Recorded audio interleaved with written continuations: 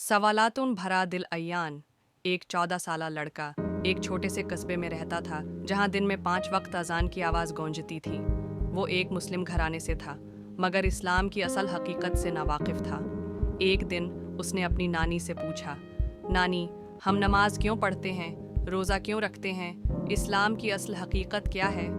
नानी मुस्कुराएं और बोलें, बेटा, इस्लाम सिर्फ इबादत का नाम नहीं बल्कि एक मुकम्मल तर्ज ज़िंदगी है जो हमें सुकून, मोहब्बत और अल्लाह के करीब ले जाता है।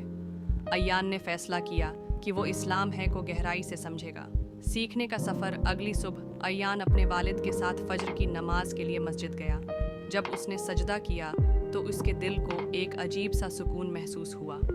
नमाज के बाद इमाम साहब ने बताया कि नमाज अल्लाह से जुड़ने का सबसे खूबसूरत ज़रिया है। उन्होंने कहा, जैसे हमें जिस्म के लिए खाने की ज़रूरत होती है वैसे ही है रूह के लिए नमाज ज़रूरी है। अय्यान ने देखा कि इस्लाम सिर्फ इबादत तक महदूद नहीं बल्कि अखलाक, सच्चाई और सब्र का दरस देता है। ज़हर के बाद उसने अपनी माँ को गरीब हमसायों को खाना देते देखा। असर के वक्त उसने देखा कि उसके वालिद ने सब्र और हिकमत से 2 अफराद के दरमियान झगड़ा ख़त्म करवाया। दादा ने कहा, दूसरों की मदद करना भी इबादत है।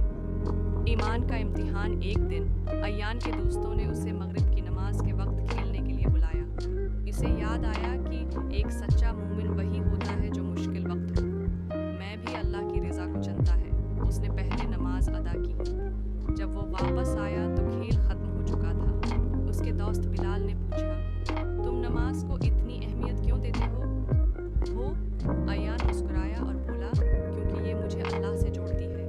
अगले दिन बिलाल ने भी अशा की नमाज अय्यान के साथ पढ़ी। सब्र और भरोसे की ताकत। रमज़ान में अय्यान ने रोज़े रखे और तरावीह की नमाज अदा की। एक दिन इसने कुरान की एक आयत पढ़ी, बेशक हर मुश्किल के साथ आसानी है।